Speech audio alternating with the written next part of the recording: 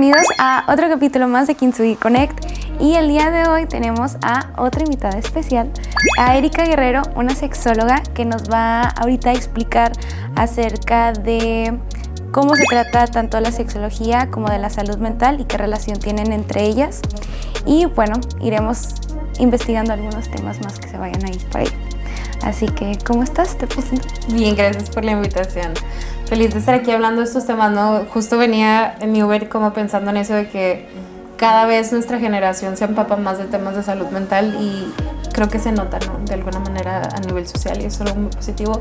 Y más que estamos hablando de sexo, va a estar interesante. Sí, bueno, a ver, Erika, dinos, ¿cuál es el corazón de la sexología? Ok, cuando hablamos de sexología estamos hablando del estudio de la sexualidad humana. Cuando hablamos de sexualidad no únicamente estamos hablando de sexo o de placer, que es con lo que comúnmente solemos relacionarlo, ¿no? También hablamos de las vinculaciones afectivas, del género, ¿no? Todo este espectro de género que existe, de todo este tema que tiene que ver con la fertilidad, con la reproducción y pues este tema también de erotismo, que sí es una parte como muy importante, pero no lo engloba. Entonces, cuando hablamos de sexualidad como tal, no únicamente, repito, estamos hablando de sexo o de placer, sino que incluye como cómo vivo mi vida sexual como tal. A ver, ¿y cómo se vive la vida sexual como tal? Según la Organización Mundial de la salud sexual implica el tener una visión positiva hacia la sexualidad, es decir, vivir tu vida sexual de una manera plena, cumplir con estos derechos sexuales que tenemos, no sé si sabías, tenemos derechos sexuales, y bueno, básicamente no importa si yo soy una persona portadora de una infección de transmisión sexual o tengo algún conflicto con mi sexualidad, porque es algo normal. Hay estadísticas que nos dicen que todas las personas en algún momento van a tener una dificultad sexual, sin embargo, que la sexualidad para mí no sea algo que me genere conflicto, malestar o que me haga sentir mal, no, sino al contrario, que sea algo que yo pueda vivir con libertad y tranquilidad. De eso se trata. Ay, qué lindo se escucha. Sí. Pero, por ejemplo, ¿cómo una persona diría, ay, yo la verdad sé que tengo muchos conflictos sexuales, probablemente tenga desinformación, tal vez la deconstrucción, ahí hay algunos puntos? ¿Qué dirías de una persona en la que quiere iniciar a deconstruirse, a construir su sexualidad en donde ella esa persona se pueda sentir cómoda, plena dentro de su vida? Pues un ejercicio muy básico es cuestionar cómo es mi vida sexual actual, ¿no? ¿Cuáles son los elementos que tiene? ¿Estoy cómoda en ella? ¿No estoy cómoda en ella? ¿Y qué tipo de vida sexual me gustaría tener, ¿no? Porque al final creo que no todos ni todos tenemos que tener como el mismo tipo de vida sexual porque entran muchos factores aquí, ¿no? Entonces creo que más bien se trata que yo reflexione qué es lo que me gustaría y a partir de ahí cómo va bajando el cómo me relaciono con mi cuerpo, cómo me relaciono con mi autocuidado, cómo me relaciono con mis vínculos y dependiendo cuál sea el área que quiera como tocar, pues es hacia dónde voy a buscar ayuda, ¿no? A veces iniciar con información, cierta información que sea comprobable, obviamente que sea científica, hay ciertos cursos, talleres y muchas personas buscan una terapia sexológica para buscar apoyo a estas inquietudes, ¿no? Y recibir información, a veces mucho este rol de sexólogo es de psicoeducar también, de dar educación sexual que no se recibió. Justo, y ahorita que mencionabas acerca del género y ahorita también hablabas acerca del cuerpo, me vinieron como que muchas cuestiones y me recordó a que tú tenías un certificado en la población LGBT. Uh-huh. Por ejemplo, me hace pensar tanto en la población LGBT, específicamente, no sé, la población trans, digamos que también hay un conflicto dentro de, o por ejemplo, hablando de las tallas, en cuanto a la deconstrucción de los cuerpos, de las tallas, de cómo se vive uno con nuestra corporalidad. Es un montón de temas, ahorita se me ocurren demasiados subtemas dentro de que lo que dijiste acerca del cuerpo y no nada más esos temas afuera, sino también uno cómo se percibe en el espejo al momento de verse, cómo se percibe, cómo se ve, cómo se trata y también cómo nos mostramos ante los demás. Justo a la mirada del otro. Exacto. Sí, tengo un diplomado en terapia afirmativa. La terapia afirmativa es una terapia especializada para personas LGBT. ¿Por qué? Porque la vivencia sexual de las personas LGBT y de las personas heterosexuales es distinta, ¿no? ¿Por qué? Porque está permeada pues de estos procesos lamentablemente que conocemos como temas de discriminación, ¿no? Estos procesos en donde se está buscando justamente la identidad. Y lamentablemente, y eso es algo que creo que también se tiene que hablar, muchas personas de la comunidad buscan un espacio seguro para recibir un tratamiento terapéutico y en vez de encontrarlo, se topan de pronto de nuevo con esta discriminación o con estos discursos homofóbicos, porque esa es la palabra que se van replicando, ¿no? He escuchado por ahí un montón de historias y entonces pues la terapia afirmativa va de entender como todos esos procesos psicológicos por los que atraviesa una persona LGBT y pues justamente como apoyar en estos procesos tales como la transición, la adquisición de un tratamiento, la afirmación de género, todo este tipo de cosas, ¿verdad? Y justo me gusta que también tomaste el tema de la gordofobia y de los cuerpos, porque cuando, no en todos los casos obviamente, pero en muchos casos cuando hay un problema con la sexualidad, con el cuerpo, también ha habido como ciertas violencias en el cuerpo, y me refiero a violencia sexual como tal, o ha habido como esta parte social, ¿no? Que tiene estos discursos de tienes que ser delgado, tienes que cumplir con tal o tal, y al final sí va afectando esto que decías de esta visión que vamos teniendo de nosotros mismos. Y cómo también a nivel social está como esta discriminación y al mismo tiempo suena a que si tienes un cuerpo hegemónico, que eres cis, hetero, tienes tanto privilegio, de un modo u otro se percibe como el bienestar sexual termina siendo un privilegio, pero justamente por lo que socialmente se le acude como a cierto tipo de población, por ejemplo. Te pondría en duda mucho esto. A ver, breve. Obviamente sí tienes razón, no sé si conoces esta herramienta que se llama la rueda de los privilegios, que es básicamente un esquema que nos va mostrando que a todas las personas nos atraviesan como opresiones distintas, ¿no? Y según el contexto de cada quien, vamos como siendo oprimidos de maneras distintas. Por ejemplo, yo soy una mujer queer, soy una mujer con discapacidad, y bla, bla, bla, ¿no? Entonces vas agregando y obviamente conforme estés como más oprimida, pues tu calidad de vida va a ser distinta a la de otros. Entonces eso sí es un factor importante. Sin embargo, creo que existe también como este estigma de que las personas con cierta posición económica o posición social tienen una mejor vida sexual. Yo lo pondría en duda tanto por mi práctica. He tenido la oportunidad de trabajar con muchas personas con muy buen nivel adquisitivo, con muy buen nivel económico, y pareciera que incluso está más esta cuestión de la represión sexual, ¿no? Por el tema del estatus, por el tema del dinero, por el tema de cómo se hacen las relaciones en cierta manera, y resulta como más complicado, ¿no? Yo creo que los que estamos acá todavía estamos como un poquito más permeados de esa cuestión. Digo, habría que revisar cada caso, porque cada caso es distinto, pero creo que sí me iría más como entender que cada posición económica tal vez lo vive de una manera distinta, ¿no? Porque obviamente si lo ponemos con ciertas personas que no tienen acceso a la educación, también se vive de una manera distinta, ¿no? Tanto el tema de la restricción, tanto el tema de la información, ¿no? Pero yo no pondría como un igual de, si tienes más dinero, tienes más educación sexual. Me hacía recordar como estas familias blancas blancas panistas donde todo cumple y conservador, y claro que no llega a un punto donde esto pueda llegar a ser libre.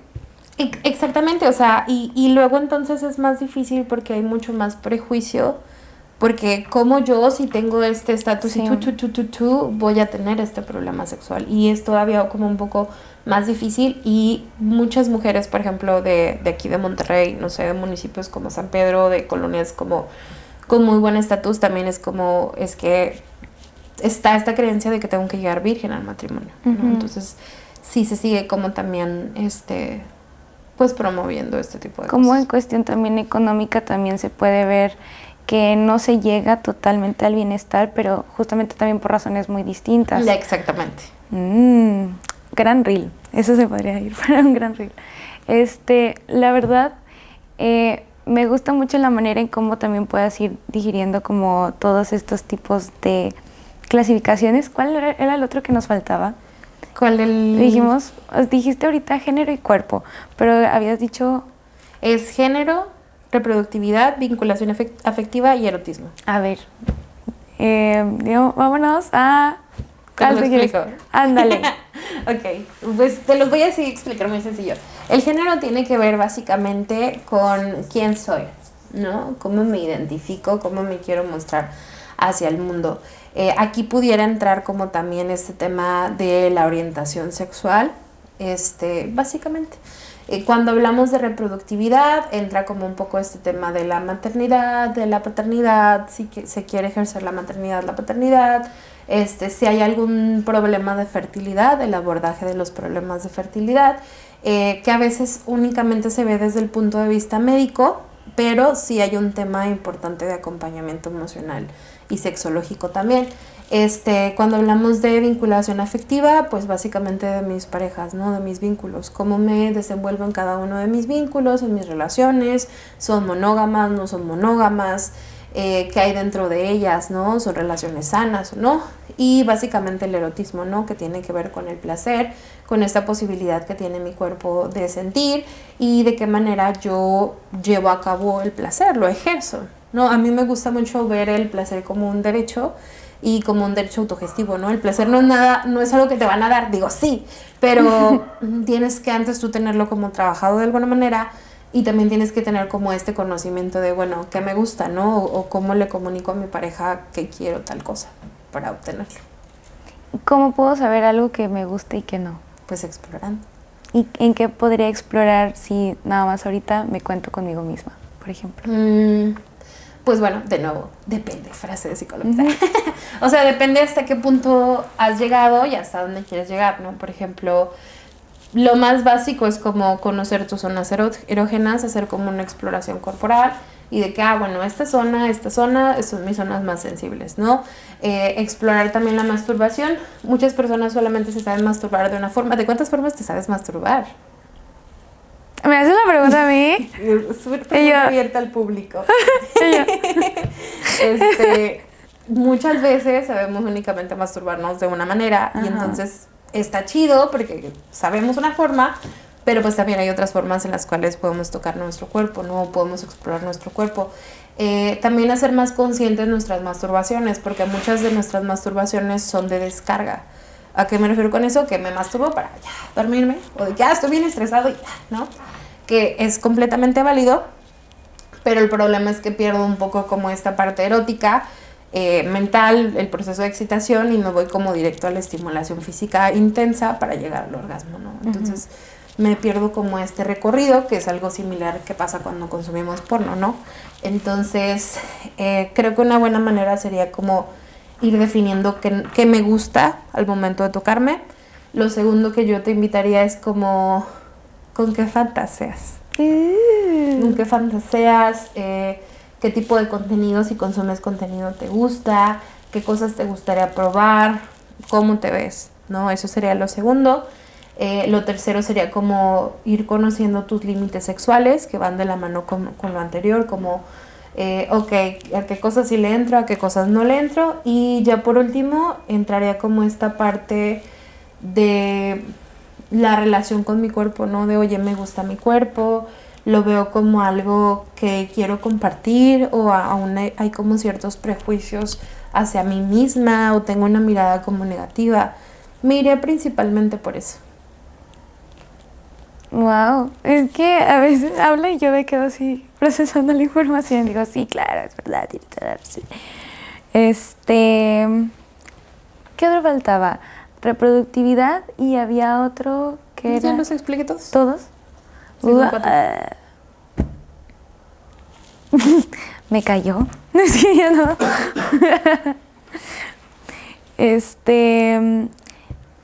¿A dónde nos podríamos ir? Déjate llevar. Por ejemplo, ahorita me estabas hablando bueno, yo te pregunté de si me cuento nada más conmigo misma. Ujú. Ahora, ¿qué pasaría si hay otro involucrado dentro de la relación? Pues más divertido, ¿no? A ver, ¿por qué es más Premio, divertido?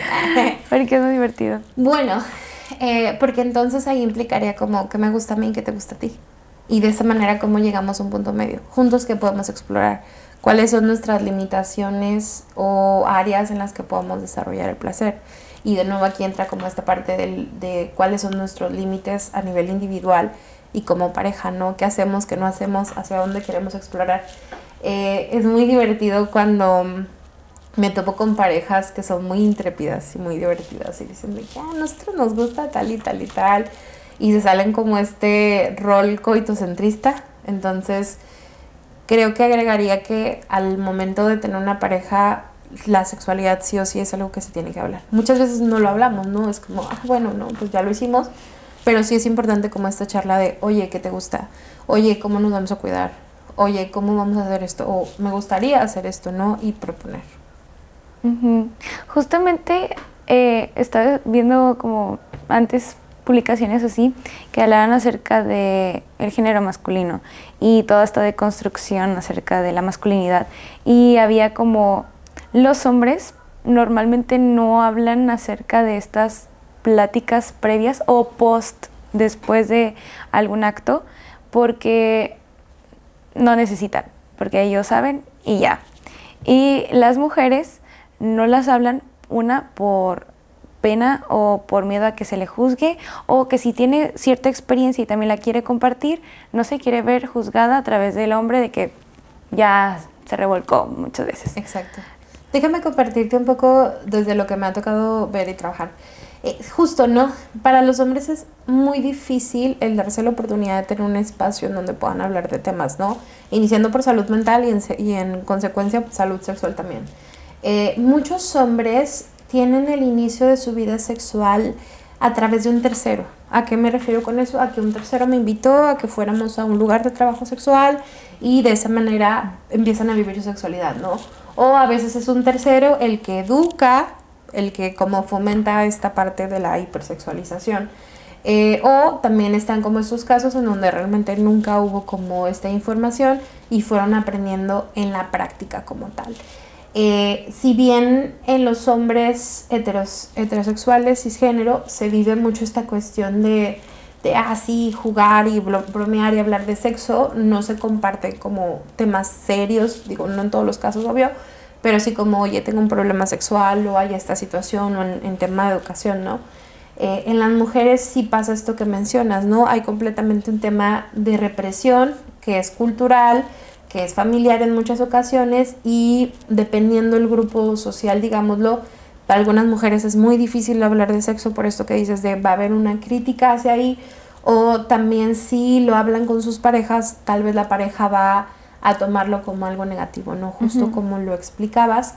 Pero luego entonces estos dos casos se vuelven como súper problemáticos, ¿no? De alguna manera, porque luego vamos teniendo mujeres que no conocen su cuerpo o que a lo mejor el placer se lo dejan a la pareja o luego hombres que es como, bueno, es que no sé y cómo me comunico y pues vamos teniendo luego problemas en la cama, ¿no? Que van desencadenando luego conflictos de pareja y de ahí nos vamos, ¿no? Por ejemplo, tú te has habido con tu experiencia, que de eso también se me ocurrió mientras estabas hablando de, por ejemplo, muchas mujeres y se tiene como no sé, estereotipo en el que la mujer cuida la relación. Entonces, por cuidar la relación, una también se mete inmersa totalmente a rescatar lo que queda y si no, a construir lo que ella quiere. Sin embargo, pues ¿dónde está del otro lado? O sea, si también hay una iniciativa de también querer construir algo y si no, la mujer va con la sexóloga, me imagino yo, dime si estoy equivocada, que, es que mi pareja y yo tenemos problemas y no sé. Y el hombre está como medio aferradillo a no querer como explorarse o también como estar en un espacio de... ¿Qué has sabido de ahí? ¿Qué dirías? ¿Qué consejo también podrías decir hacia...? Es que yo estoy en el cielo de la masculinidad.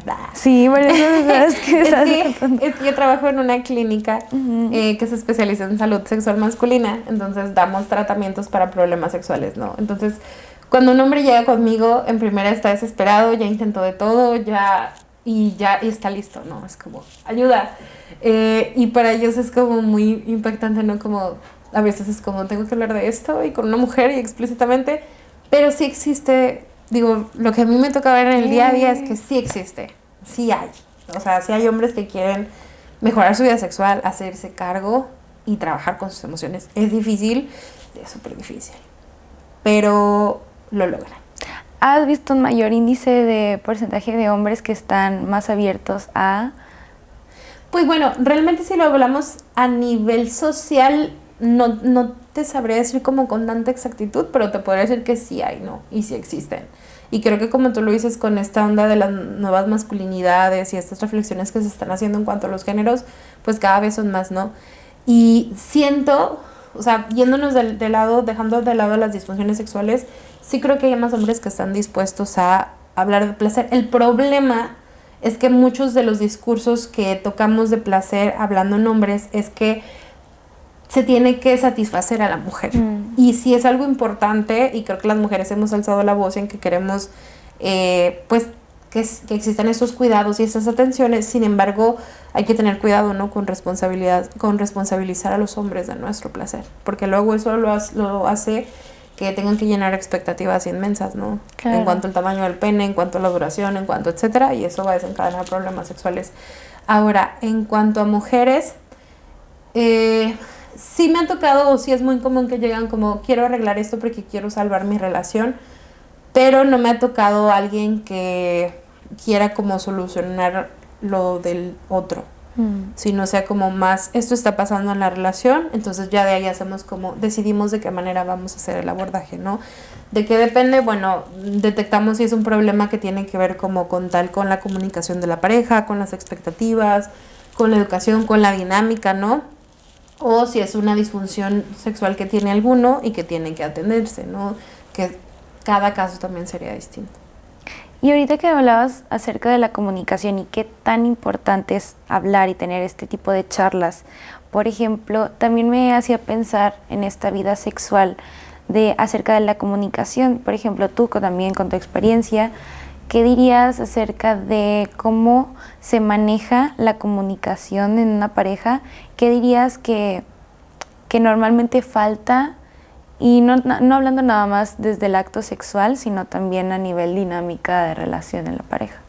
Pues creo que esto que te decía, ¿no? De poder expresar cuáles son mis necesidades y cuáles son mis límites. Para poder expresarlas, primero las tengo que tener como bien ubicadas, ¿no? Y sentirme con la confianza de que tú vas a tener la apertura de escuchar lo que te estoy diciendo. Entonces, creo que el tener como muy claro cuáles son mis límites sexuales y al mismo tiempo como qué cosas necesito o qué cosas me gustarían dentro de una relación sería lo primordial, ¿no? Para partir de ahí, porque al final, fíjate esto, estaba pensando, siempre cuando hablo de relaciones de pareja, pues hablamos de que la relación se va construyendo, ¿no? Y justo de la misma manera también la vida erótica en pareja, sea una relación a largo plazo, una relación a corto plazo, la vas construyendo, ¿no? Vas conociendo, hay un primer encuentro y luego a partir de ahí se van desarrollando un montón de cosas más y lo vas construyendo. Entonces yo creo que lo primero es hablarlo, ¿no? De lo que sea, de perdido, decir, me gustó, muchas gracias, estuvo rico. O sea, hablarlo, ¿no? Para que no sea algo que se queda como en secreto, en privado. Y a raíz de que estos temas acerca de la sexualidad en pareja, ¿has visto que aparte de lo sexual / genital, actos sexuales, la parte íntima, emocional de las parejas también se fortalece?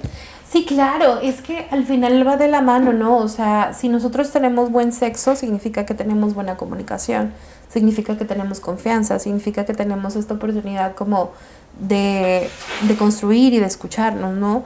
Entonces, justo cuando hay una disfunción sexual en alguno de los miembros, es muy difícil para el otro. ¿Por qué? Porque empieza a afectar un poco como su autoestima, el otro miembro de la pareja empieza a desarrollar como un poco de ansiedad sexual también, hay un tema de sobreobservación y llega un punto en donde si no se trata a corto plazo, la pareja se va sintiendo alejada y en otros temas tales como en su día a día, van teniendo un distanciamiento emocional, y no solo emocional, sino físico, ¿no? O sea, ya pasamos a, ya ni siquiera nos tocamos la mano, no nos damos besitos, porque hay como un tema ahí que no tocamos y es como incómodo, ¿no? Sí. Tocar. Sí, justo. Entonces, por ejemplo, ahorita me imagino un proceso de una persona, de una pareja que llega y hay un proceso, o sea, inicia desde, bueno, pues hay que hablar las cosas, ay, bueno, me voy a explorar, y luego se va a ir dando cuenta de cositas, probablemente de cosas que no le gusten, pero lo intentaron y bueno, pues ahora vamos a intentar otra cosa, vamos a platicar las cosas. Llega un proceso donde también llega a ser muy incómodo. Y algo que estabas diciendo, se me vino la palabra vulnerable, como ante estos actos, una persona también te está mostrando una intimidad muy diferente, aparte de que se está intimidando emocionalmente, también a nivel corporal, sexual, y eso llega a ser un punto, un pico muy grande en las parejas, de cómo yo me abro, te muestro de que, mira esto, me da miedo, esto lo quiero intentar, esto no me gusta, estos son mis límites. Es como este punto de vulnerarse en una pareja, hablando de lo sexual, de la sexología. ¿Qué ves? Tengo una maestra, saludos a mi maestra, se llama Claudia Hernández Madrigal y es sexóloga, y tomé un curso con ella casi como un año. Entonces me encantaba porque ella decía que uno con la pareja se arropa, ¿no? Y no hay más vulnerable que dejarse arropar por el otro, ¿no? Que entregarse, que dejarse ser cuidado.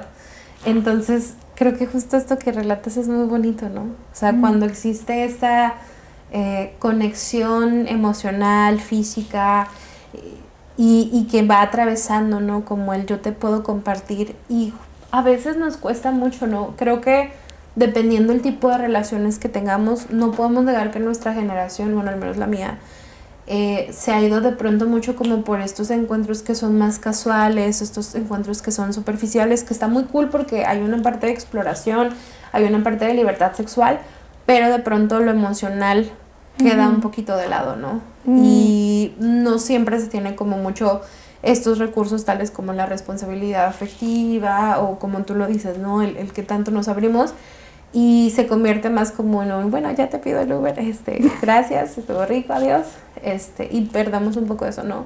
Pero sí que afortunados quienes nos podemos arropar en el amor y la intimidad. Mira, qué bonito tocas eso de parte de la intimidad, y así, me sentí en un abracito, pero ahorita tras bambalinas estábamos hablando con Eric, y Eric decía como, a lo que yo he visto y escuchado, en las generaciones nuevas, Gen Z y Alpha, cuando salen de fiesta, normalmente ahora se ve que como que los actos en donde se tocan, por ejemplo, se besan, los besos de tres, ya no es tanto como un disfrute, un placer, sino como para un consumo, como por lo estético, como por la experiencia y ya. Y ya no tanto como por el sentir, como por el autoexplorarse, sino sí, también puede ser, pero como que ahora estas nuevas generaciones está trayendo como esta parte. Me gusta que uses la palabra consumo, ¿no? Porque justamente es algo que pasa. Digamos que del 2000 para acá, el acceso al porno ha sido muy denso, ¿no? Tanto que el porno es una industria súper millonaria, y que al final tiene que ver con el consumo, ¿no? O sea, el consumo de los cuerpos, el consumo de contenido, este tema del OnlyFans, etcétera, etcétera. Y creo que de alguna manera también eso puede ser reflejado en la manera en la que nos vinculamos, como tú lo dices, depende de cada quien y desde dónde, desde qué punto lo estoy haciendo, pero pues sí, ¿no?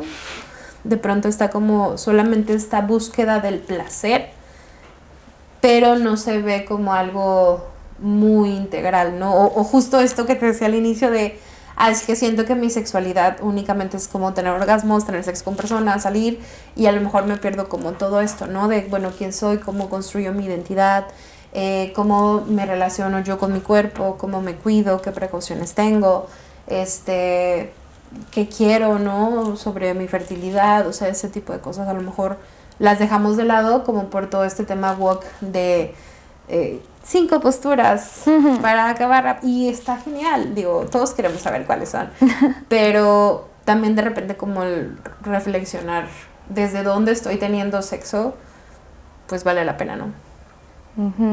Me gusta mucho cómo desde dónde viene y por qué lo estamos haciendo, como que esa parte y este tipo de preguntas que también lo haría como que un ejercicio, como un check de, a ver, lo que estoy haciendo, por qué lo estoy haciendo, con quién lo estoy haciendo, para qué, con qué sentido lo estoy haciendo, entra como también un ejercicio, ¿no? Tanto individual como también de pareja. Exactamente, sí, y incluso a veces también como estas conductas pueden tener como ciertos riesgos, ¿no?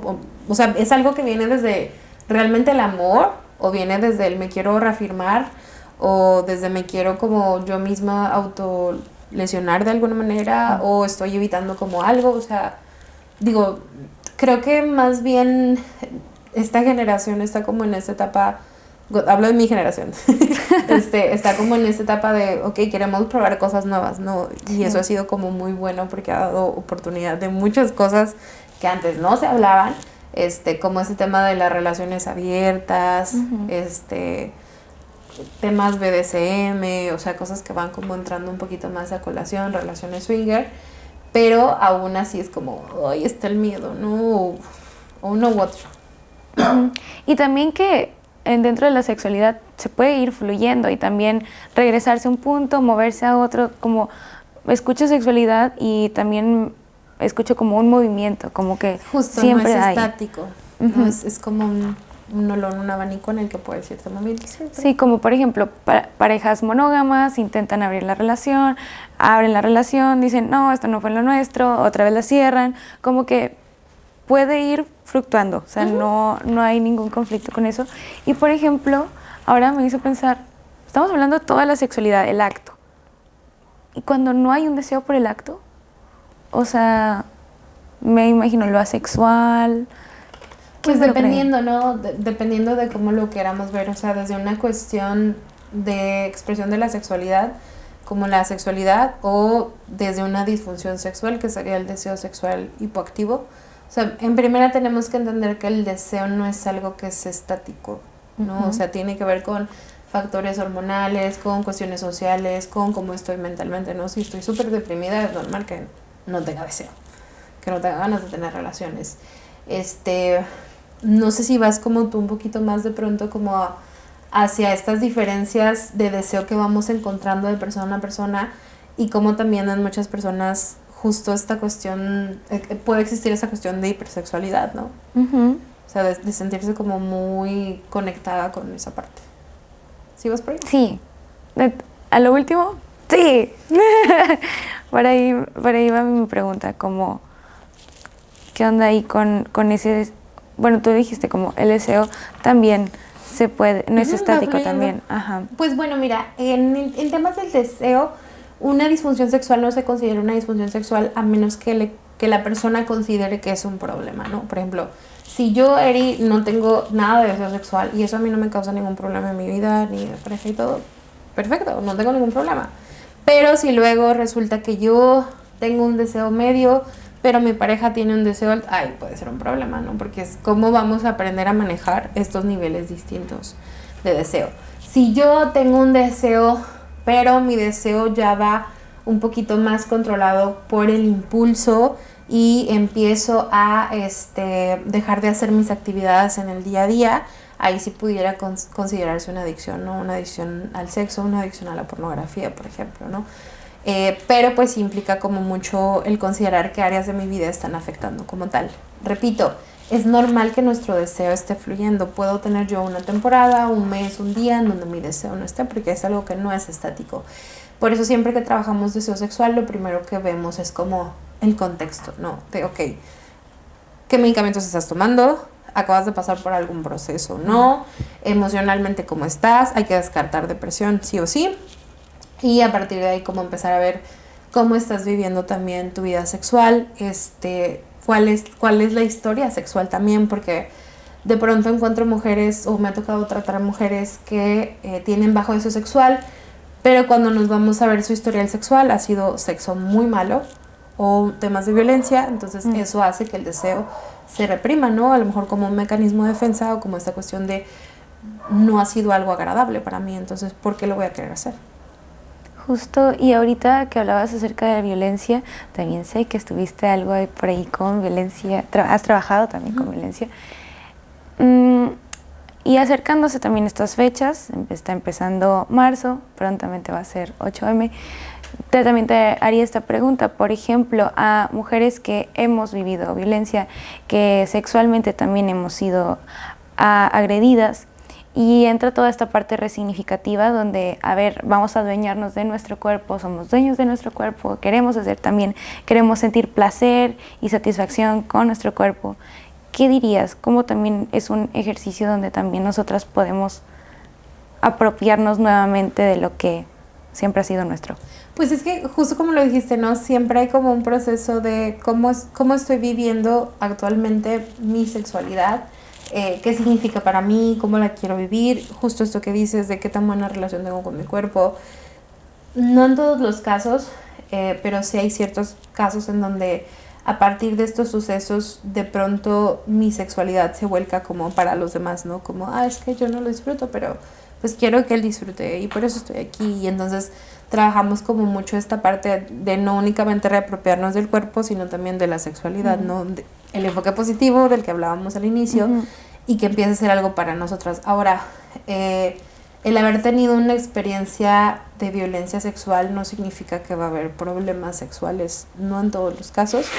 Y cuando sí, pues pueden presentarse de manera distinta, ¿no? No necesariamente una disfunción, sino a veces conflictos en cuanto a cómo lo disfruto o en cuanto a cómo lo comunico con mi pareja o en la dinámica relacional, si hay culpa, ¿no? ¿Qué tanto me reprimo? Entonces, pues sí sería también de entender cada caso en específico, ¿no? Pero creo que es muy bonito también cuando como mujeres visibilizamos cuando estamos listas estas violencias, ya sea para los demás o ya sea para nosotras mismas, ¿no? Y creo que es una parte como de aceptación el decir, necesito ayuda o pasé por esta situación, pero quiero tratarla. Y es bastante poderoso, ¿no? Como también poder trabajar eso. Sí, es un gran tema donde uno puede sentirse completamente poderosa porque somos. Ahorita ya cerrando con todos estos temas que diste un gran, maravilloso viaje de la sexualidad.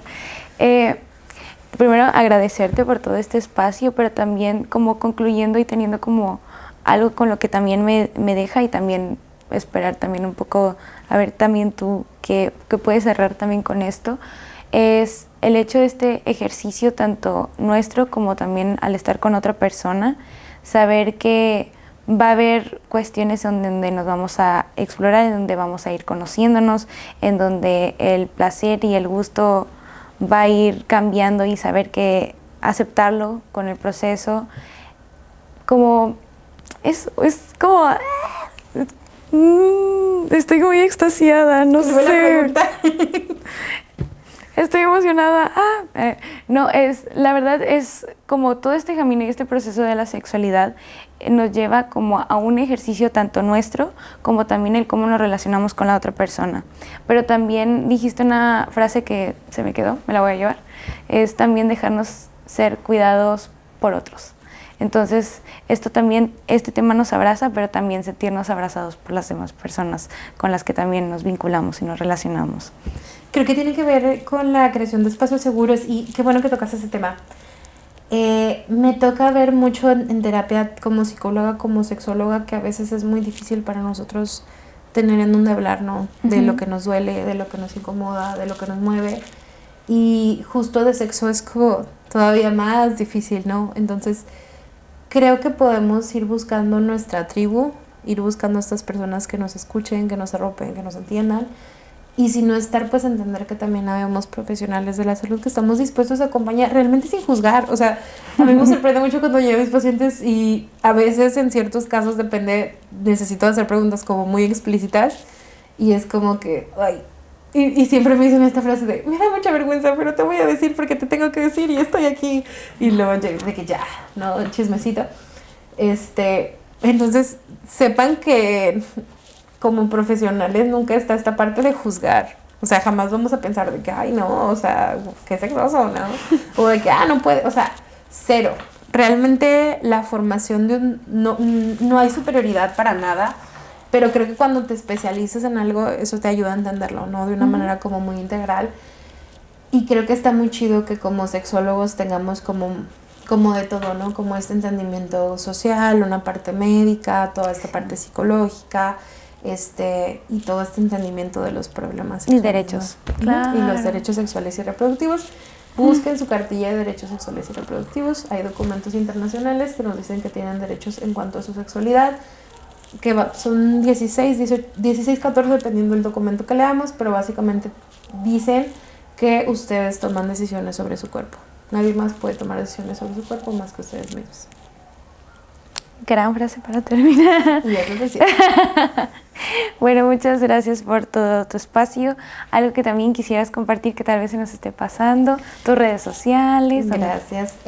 Pues nada, o sea, si en algún momento consideran que necesitan ayuda, búsquela, no importa dónde, ¿no? Creo que lo importante es poder dar ese paso, no dejemos pasar mucho tiempo porque nuestra vida sexual es muy importante, ¿no? Es como si habláramos de salud mental, es como si habláramos de salud nutricional, de salud física. No debemos dejarla, es una parte muy importante de nuestra vida, sobre todo también de nuestra vida en pareja, de nuestra vida íntima. Y pueden encontrarme en Instagram como @sexerimx, repito, sexerimx. Y en Facebook como Erika Guerrero Educación Sexual. Tengo consulta privada por si alguien gusta, me puede mandar un mensajito y con gusto le apoyamos. Muchas gracias, Eri, por el espacio. De verdad, toda tu información es... Gracias. Gracias. Bueno, nos vemos en el siguiente capítulo. Bye.